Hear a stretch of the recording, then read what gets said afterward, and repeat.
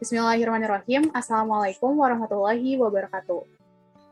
Alhamdulillah yang terhormat Bu Cucu Teh Ajeng dan teman-teman semua. Sebelumnya izin kami untuk memperkenalkan diri. Nama saya Maryam Rehana Kalamullah. Di sini saya ditemani oleh 3 rekan saya. Ada Ari Novangesti, kemudian Kafia Fardaini, dan Radifa Nuraini Putri.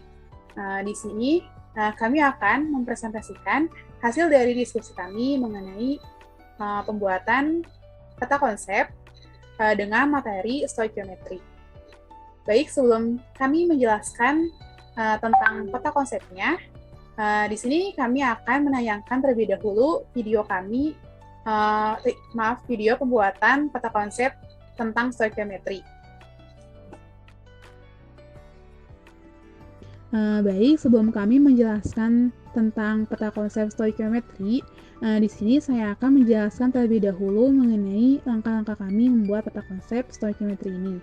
Di mana langkah pertama yaitu kami mencari terlebih dahulu analisis stoikiometri yang sudah dipelajari di minggu lalu. Kemudian dari analisis tersebut kami susun label konsep, kemudian hierarki konsep yang disusun atau diurutkan sesuai levelnya dan juga diurutkan per cabangnya. Di mana kami mengurutkannya sesuai dengan konsep yang paling inklusif ke konsep yang paling tidak inklusif, sampai kepada contoh. Nah, di mana cara kami menentukannya yaitu dengan konsep itu termasuk ke dalam superordinat ataupun ordinat ataupun subordinat. Jadi kami kelompokkan, kemudian kami susun per cabangnya. Dan dalam proses penyusunan tersebut, konsep satu dengan konsep lainnya kami hubungkan dengan kata penghubung atau bisa disebut dengan proposisi. Nah, setelah semuanya tersusun, dari level-levelnya sudah sesuai, kemudian percabannya juga sudah sesuai, dan konsep-konsepnya sudah berurutan, dan kata penghubungnya sudah sesuai juga, kami menghubungkan satu konsep dengan konsep di segmen yang lain. Nah, dari konsep tersebut kami hubungkan dengan kata penghubung atau bisa disebut dengan kaitan silang.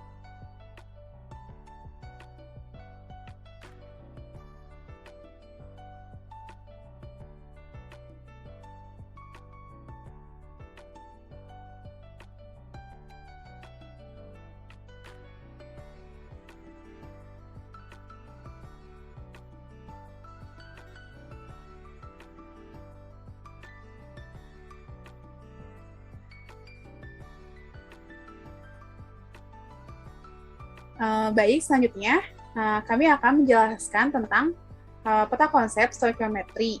Yang pertama akan saya jelaskan terlebih dahulu, kemudian akan dijelaskan oleh ketiga teman saya. Baik, di sini pertama terdapat label konsep yaitu stoikiometri, di mana boleh di zoom lebih besar.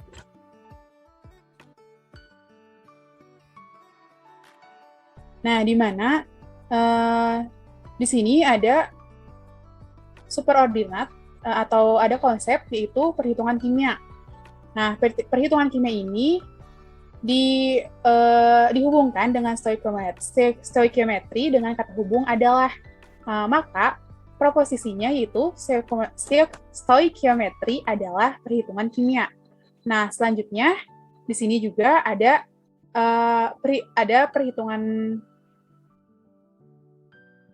perhitungan massa, perhitungan volume, dan ada perhitungan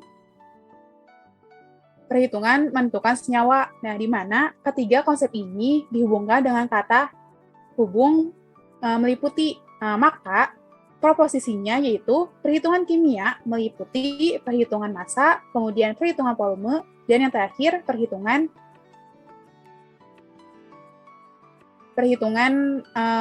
senyawa lain, ya, perhitungan menentukan senyawa. Nah, baik, yang pertama yaitu ada perhitungan massa, di mana di perhitungan massa ini terdapat ordinat-ordinat. Nah, ada massa molar, ada hukum Lavoisier, dan ada persamaan reaksi, di mana ketiga konsep ini dihubungkan dengan kata hubung meliputi.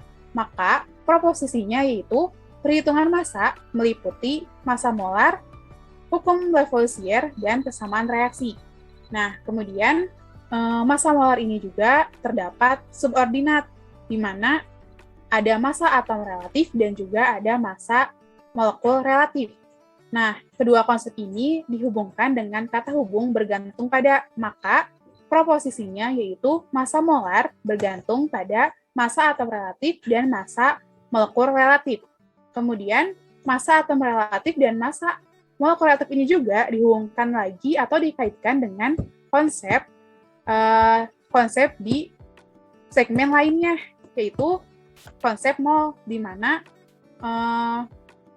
massa atom relatif dan di mana dihubungkan dengan kata hubung menentukan, maka proposisinya yaitu massa atom relatif dan massa molekul relatif ini menentukan jumlah mol. Nah, selanjutnya di sini juga terdapat persamaan reaksi. Di persamaan reaksi ini juga terdapat dua ordinat, ada reaksi habis sempurna dan juga ada reaksi tidak habis. Nah, di mana kedua konsep ini dihubungkan dengan kata hubung berupa, maka proposisinya yaitu persamaan reaksi berupa reaksi habis sempurna dan reaksi tidak habis. Nah, di reaksi tidak habis juga terdapat reaksi pembatas, di mana kata hubungnya yaitu adalah, jadi reaksi tidak habis adalah merupakan reaksi pembatas. Nah, persamaan reaksi juga dihubungkan juga atau dikaitkan juga dengan konsep dari segmen lainnya, yaitu konsep mol, di mana kata hubungnya yaitu menggambarkan perbandingan jumlah, maka proposisinya yaitu persamaan reaksi menggambarkan perbandingan jumlah mol.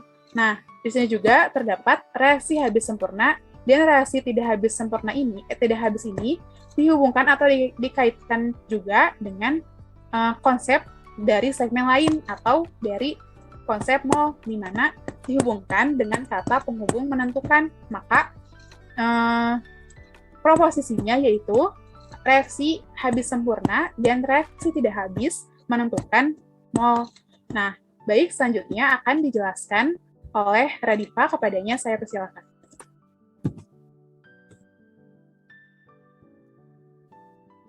Lanjut pada perhitungan volume. Perhitungan volume dibagi menjadi 3. Yang pertama ada tekanan dan suhu. Tekanan dan suhu dihubungkan dengan kata berdasarkan. Jadi untuk proposisinya perhitungan volume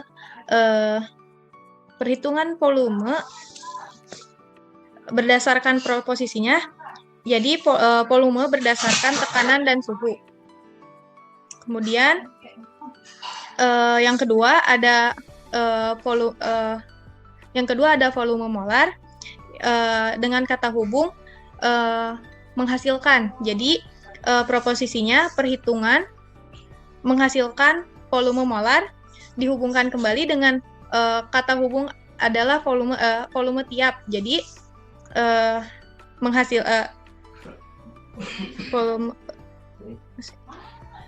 yang menghasilkan proposisinya perhitungan volume menghasilkan volume molar adalah volume tiap mol. Pada tiap mol dihubungkan dengan kata hubung jumlah partikel dinyatakan tiap unitnya dalam tekanan Avogadro. Nah, jadi proposisinya yaitu mol jumlah partikel dinyatakan tiap unitnya dalam tekanan Avogadro. Yang ketiga, perhitungan volume dihubungkan dengan kata hubung dapat menggunakan, di mana ada hukum Gay-Lussac dan hukum Avogadro. Jadi proposisinya yaitu perhitungan volume dapat menggunakan hukum Gay-Lussac dan hukum Avogadro. Selanjutnya akan dipresentasikan oleh rekan saya, yaitu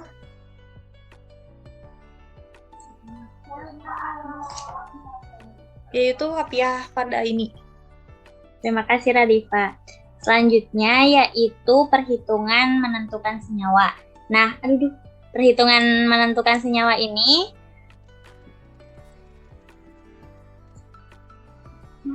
meliputi perhitungan kimia dan perhitungan rumus kimia pada senyawa lain. Yang pertama, perhitungan rumus kimia ini dibagi menjadi 3, yaitu yang pertama rumus empiris dan rumus molekul yang dihubungkan dengan kata meliputi. Jadi proposisinya yaitu perhitungan rumus kimia meliputi rumus empiris dan rumus molekul. Rumus empiris contohnya yaitu CH4, sementara rumus molekul yaitu contohnya C2H8. Yang kedua yaitu ada hukum Prost. Nah, dihubungkan dengan kata hubung dapat menggunakan, sehingga proposisinya yaitu perhitungan rumus kimia dapat menggunakan hukum Prost. Yang ketiga yaitu ada Dalton. Nah, dihubungkan dengan kata penghubung berdasarkan percobaan, sehingga proposisinya yaitu perhitungan rumus kimia berdasarkan percobaan Dalton. Selanjutnya akan dijelaskan oleh Ari. Baik, terima kasih Kavia. Selanjutnya pada perhitungan menentukan senyawa, selanjutnya terdapat perhitungan rumus kimia pada senyawa lain. Nah, di sini perhitungan rumus kimia pada senyawa lain terdapat campuran, dihubungkan dengan kata berupa, sehingga proposisinya yaitu perhitungan rumus kimia pada senyawa lain dapat berupa campuran. Nah, kemudian campuran ini terdapat padatan dan larutan. Padatan dan larutan ini dihubungkan dengan campuran dengan kata berupa, sehingga proposisinya yaitu campuran dapat berupa padatan dan larutan. Kemudian pada padatan terdapat presentasi dengan kata penghubungnya yaitu untuk menentukan, sehingga padatan ditentukan untuk menentukan presentasi. Kemudian selanjutnya ada larutan. Nah, larutan ini terdiri dari zat terlarut dan zat pelarut, sehingga proporsinya yaitu proporsinya yaitu zat larutan terdiri dari zat terlarut dan zat pelarut. Kemudian zat terlarut cabangnya terdiri atas molaritas, dan ppm. Nah, ini dihubungkan dengan kata untuk menentukan, sehingga proporsinya yaitu zat terlarut untuk menentukan molaritas, dan ppm. Kemudian molaritas dan molalitas dihubungkan dengan segmen lainnya atau konsep lainnya yaitu mol, dihubungkan dengan kata menentukan, sehingga proporsinya yaitu molalitas dan molaritas untuk menentukan jumlah mol. Sekian dari saya serahkan ke moderator. Baik, sekian presentasi dari kami. Mohon maaf bila ada kesalahan. Wassalamualaikum warahmatullahi wabarakatuh.